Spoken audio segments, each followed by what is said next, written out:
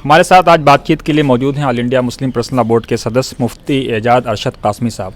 मुफ्ती साहब, जमीयत उलमा और बोर्ड में डिस्प्यूट दिख रहा है, इसे किस तरह आप देखते हैं रिव्यू पिटीशन को लेकर के? देखिए, डिस्प्यूट तो है नहीं, लेकिन इस तरह से बनाने की कुछ कोशिश की गई है। इस वक्त कुछ ऐसा हुआ कि राजीव धवन जो हमारे सबसे सीनियर लॉयर हैं और पूरे मसले को एक ज़माने से देख रहे थे और बहुत ही सिंसरली देख रहे थे और अब भी देखेंगे वो इंशाअल्लाह। लेकिन बीच में ऐसा हुआ कि जमीयत उलमा की जानिब से जो रिव्यू पिटीशन दाखिल किया गया उसमें उन्होंने आनन फानन में उनका नाम गायब कर दिया या उनको हटाने की नोटिस दे दिया,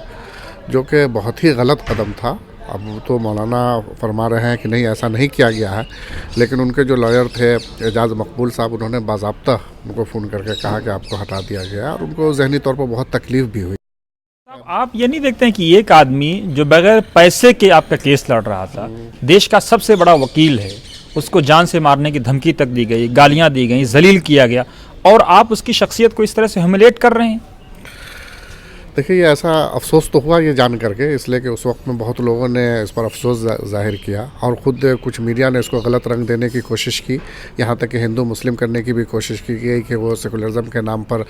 केस लड़ रहे थे। एक सेकुलर होकर के बाबरी मस्जिद का केस हिंदू होकर के लड़ रहे थे और उनको फिर दूध से मक्खी की तरह हटा दिया गया। कई मीडिया ने इस पर डिबेट भी किया और ख़ुद मौलाना की शख्सियत बहुत ज़्यादा इससे मजरूह हुई और मौलाना बाद में उनको वापस भी लिया। लेकिन इस सिलसिले में असल जो मसला है वो ये है कि जमीयत उलमा ने बहुत जल्दबाजी की। पहले ही कुछ दिनों बात हो चुकी थी कि आपस में सलाह मशवरा के बाद रिव्यू पिटीशन दाखिल एक साथ किया जाएगा,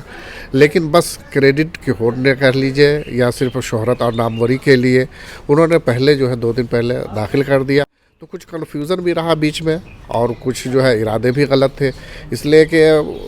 रिव्यू पिटीशन दाखिल किया, ठीक है, पूरी ताकत के साथ जमीयत उलमा को दाखिल करना चाहिए, उनका हक भी था, इसलिए कि वो एक केस लड़ रहे हैं। लेकिन बाज़ाब्ता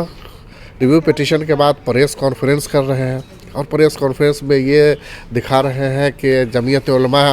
हिंद वो पहली तंजीम है जिसने सबसे पहले रिव्यू पिटीशन दाखिल किया। तो इस तरीके का दावा करने से आप क्या मैसेज कौम को देना चाह रहे हैं? सबसे पहले तो ये देखना होगा कि जब इस वक्त 8 मुस्लिम पक्षकार थे, जिसमें से 7 केसेस जो है जब अकेले मुस्लिम पर्सनल लॉ बोर्ड देख रहा है और सिर्फ एक केस जो हाफिज़ सिद्दीक साहब वाला है वो केस जमीयत उलमा देख रही थी। उसके बावजूद जब ये कोई भी तारीख़ पर हेयरिंग होती थी तो जमीयत उलमा की जानिब से लंबे चौड़े दावे होते थे, प्रेस रिलीज़ जारी होता था। मैं जमीयत उलमा की तनकीद नहीं कर रहा हूँ, ना मौलाना अरशद मदनी साहब भी कर रहा हूँ,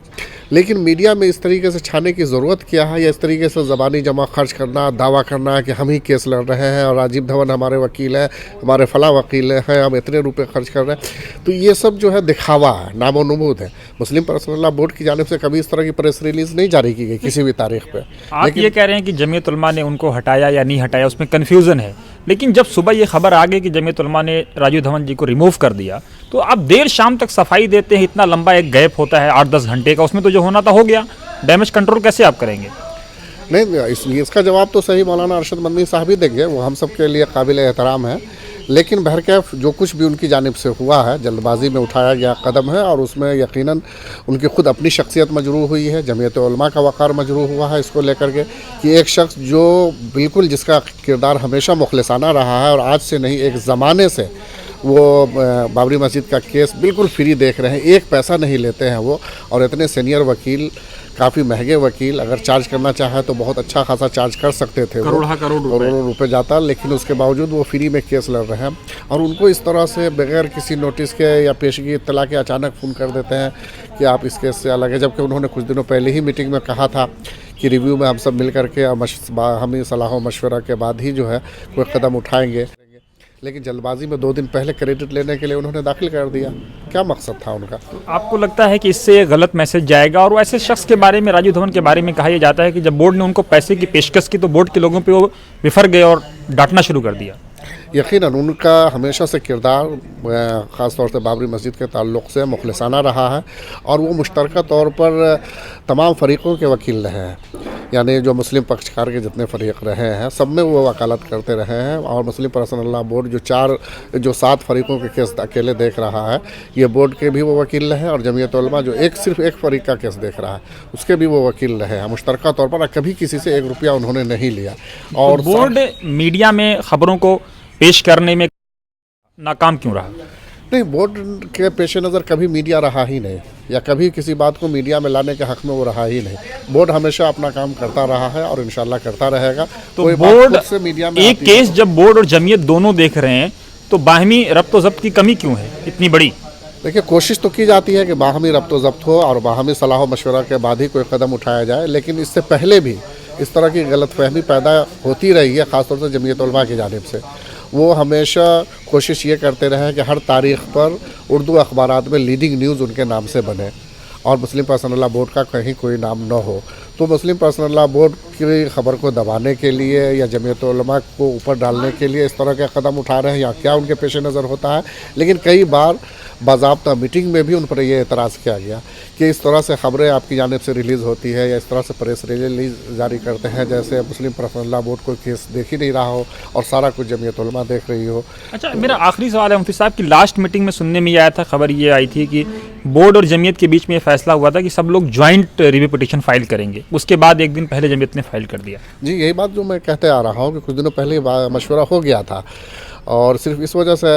इस तरह की बात सामने आई थी ताकि कोई टकराव ना हो। एक फरीक कुछ कह रहा है, दूसरा फरीक कुछ कह रहा है, या कोई गलत मैसेज भी मार्केट में ना जाए। तो इसलिए एक साथ पेश करने की बात हुई थी और उस पर इत्तेफाक भी हो गया था। लेकिन अचानक इन्होंने 2 दिन पहले जो है दाखिल कर दिया और दाखिल करने के बाद प्रेस कॉन्फ्रेंस भी कर रहे हैं और प्रेस कॉन्फ्रेंस में जिस तरह से दावा कर रहे हैं वो उनकी नीयत पर शुबा डालता है। बीच में खबरें ये भी आ रही हैं कि बोर्ड के अंदर भी काफ़ी तनाज़ा है, बोर्ड के लोगों में भी काफ़ी कशमकश और रस्साकशी है। नहीं, बोर्ड के अंदर कहीं कोई तनाज़ा नहीं है और बोर्ड की जो एग्जीक्यूटिव बॉडी है जिसमें तकरीबन 50 मेंबरान होते हैं,